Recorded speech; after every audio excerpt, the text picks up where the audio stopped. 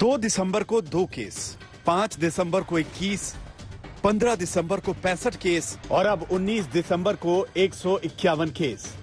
ये ओमिक्रॉन की बढ़ती स्पीड के साथ साथ तीसरी लहर से टकराने के पूरे संकेत।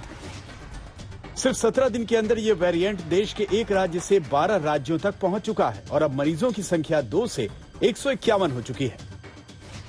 फिर चाहे वैक्सीन लगी हो या ना लगी हो, ऐसा लगता है कि नए वेरिएंट का हमला तय है। भारत में अब तक ओमिक्रॉन के जितने केस मिले हैं, उनमें ज्यादातर मरीज वैक्सीन की दोनों डोज लगवा चुके हैं। इसके बावजूद ओमिक्रॉन की चपेट में आ गए। यही वजह है कि ज्यादातर एक्सपर्ट्स देश में तीसरी लहर की भविष्यवाणी कर चुके हैं।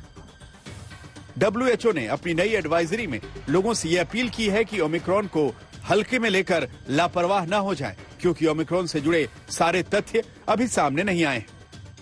There is an urgent need for both dosages to be given to the remainder of the eligible susceptible population. That's step one. Massive vaccination drive, even forced if needed. That's number one. And number two, some kind of a regulation or binding coming from the government on movement of people and COVID appropriate behavior. If people are not doing it on their own, maybe it needs to be enforced by whatever. The time to act is now. एक तरफ पूरी दुनिया को WHO की चेतावनी और दूसरी तरफ भारत में तेजी से बढ़ते ओमिक्रॉन के मरीजों की संख्या देश में तीसरी लहर की आशंका को पक्का कर रही है। इसीलिए सरकार ने एडवांस प्लानिंग शुरू कर दी है। यह दिल्ली सरकार और सामाजिक संस्था डॉक्टर्स फॉर यू द्वारा खेल गांव में तैयार किया गया कोविड हॉस्पिटल है। इस हॉस्पिटल में ऑक्सीजन प्लांट से लेकर ऑक्सीजन सिलेंडर की व्यवस्था की गई है। कोरोना की दूसरी लहर से सबक लेते हुए इस अस्पताल में 1000 LPG क्षमता के 3 ऑक्सीजन प्लांट हैं, जिसमें करीब 300 बेड्स पर 24 घंटे ऑक्सीजन दी जा सकती है। और मेरे ठीक पीछे आप ये ऑक्सीजन प्लांट देख रहे हैं। इस वक्त हम मौजूद हैं CWG गांव में। ये गांव वो जगह है जहां पर अस्थायी तौर पर कोरोना का अस्पताल बनाया गया था। और बता दें कि इस तरह के जो ऑक्सीजन प्लांट है वो बड़ी संख्या में यहां पर तैयार किए गए हैं।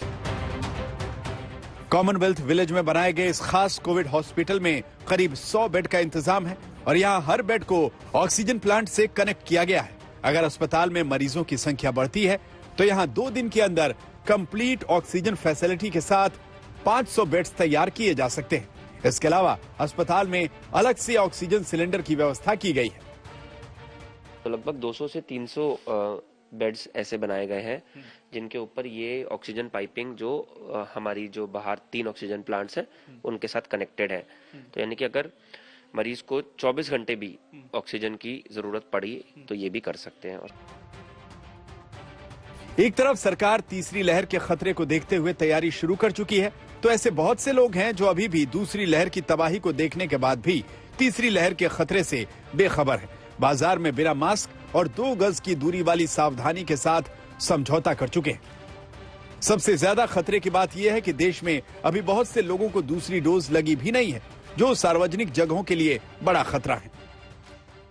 हम क्या करते हैं, हम नीचे से ही उनका पूरा चेकअप मतलब वो करते हैं, टेम्परेचर चेक करते हैं। टेम्परेचर इज गुड, उसके बावजूद उन्होंने मास्क पहना हुआ है, या तो वो कैरिंग करके आ रहे होंगे सैनिटाइजर, या हम अपने पास रखते हैं। हम उनको सैनिटाइज भी करते हैं, उनका जो जो मास्क प्रॉपर पहनते हैं। प्लस अगर उनका टेम्परेचर ठीक है, लाइक दे आर नॉट थोड़ा सा भी गर्म नहीं है, बुखार नहीं है उनको, मतलब हेल्थी है, देन वी अलाउ देम। अगर ऐसा भी कुछ लगता है नीचे हमारे we have people downstair, if they feel that they are not comfortable, they have some sort of feeling of fever, तो हमको मना कर देते हैं। ओमिक्रॉन का खतरा बढ़ता जा रहा है। कुछ लोग मास्क नहीं पहन रहे हैं, लेकिन यहाँ के रेस्टोरेंट ओनर्स का कहना है कि फिलहाल वो लोगों से ये नहीं पूछ रहे कि उन्होंने वैक्सीन लगाई है या नहीं। वीकेंड्स पर जब रश ज्यादा होता है ये करना पॉसिबल भी नहीं है, कईयों ने कहा, लेकिन उन्होंने कहा कि थर्मल स्क्रीनिंग और सैनिटाइजेशन अभी भी जारी है।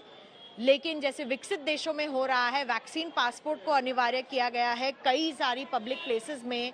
भारत में शहरों में अभी ये जो निर्णय है नहीं लिया गया है। इसमें कोई शक नहीं कि ओमिक्रॉन अब तक का सबसे तेज फैलने वाला वेरिएंट है, लेकिन दूसरा पहलू यह भी है कि लोग कोरोना को लेकर अब फिर से लापरवाही करने लगे। देश के अलग अलग राज्यों के साथ राजधानी दिल्ली में भी कोरोना का जो आंकड़ा है वो 100 के करीब पहुंचता हुआ नजर आ रहा है और इसी आंकड़े के बीच बेपरवाह लोग कोरोना की तीसरी लहर को कभी भी दस्तक दे सकते हैं। इस वक्त हम मौजूद हैं दिल्ली के सरोजनी नगर मार्केट में। चारों तरफ जो आप भीड़ देख रहे हैं वो कोरोना की तीसरी लहर को कभी भी दस्तक दे सकती है, क्योंकि 2 गज की दूरी और सोशल डिस्टेंसिंग और मास्क जैसे नियमों को पालन यहाँ पर लोग करते हुए नजर नहीं आ रहे हैं। चारों तरफ आप देखेंगे कि किस तरीके से आज रविवार का दिन है और भारी भीड़ बाजार के अंदर जो है वो चारों तरफ देखने को मिल रही। आईआईटी कानपुर के मुताबिक जनवरी और फरवरी में तीसरी लहर आने की संभावना है और नीति आयोग भी देश में रोजाना 14 लाख केस की आशंका जता चुका है। इसके अलावा देश में ओमिक्रॉन के कुछ ऐसे भी केसेस मिले हैं जिनकी विदेशों से कोई ट्रेवल हिस्ट्री नहीं है, इसीलिए देश में ओमिक्रॉन की कम्युनिटी स्प्रेड का खतरा बढ़ गया है। और अगर ओमिक्रॉन और डेल्टा स्ट्रेन मिलकर किसी को संक्रमित करते हैं तो कोरोना का नया सुपर वेरिएंट बन सकता है। तो जहाँ तक आपने सुपर स्ट्रेन जो आपने नाम दिया है डेल्टा ओमिक्रॉन का, अगर आप मुझसे थ्योरी में पूछते हैं, yes there is a theoretical possibility. और ये ना तो पहला वेरिएंट है जो आया और ना ही आखिरी वेरिएंट है जो आया है। मुझे लगता है कि आने वाले समय में और वेरिएंट आते रहेंगे। वो इनके कॉम्बिनेशन से हैं, अलग से हैं, कैसे हैं, ज़्यादा तेज हैं, ज़्यादा तेजी से फैलते हैं, ज़्यादा मौत करते हैं, ज़्यादा बीमारी करते हैं, कम बीमारी करते हैं, कम मौत करते हैं, वैक्सीन कम्युनिटी को इवेट कर जाते हैं। ये सारी बातें कहना थोड़ा सा जल्दबाजी होगा। टेस्टिंग और वैक्सीन ओमिक्रॉन से लड़ने के 2 सबसे बड़े हथियार हैं, लेकिन अब एक्सपर्ट्स भी मान रहे हैं कि नए वेरिएंट पर वैक्सीन का असर कम हो सकता है। इसलिए ये लड़ाई आपकी सावधानी और सतर्कता के कंधों पर आकर टिक गई है। जरूरी है कि भीड़ भाड़ से बचा जाए और चेहरे से मास्क बिल्कुल न हटाया जाए। आपकी सावधानी ही इस संकट से बचा सकती है। मिलन शर्मा और पंकज जैन के साथ आज तक ब्यूरो।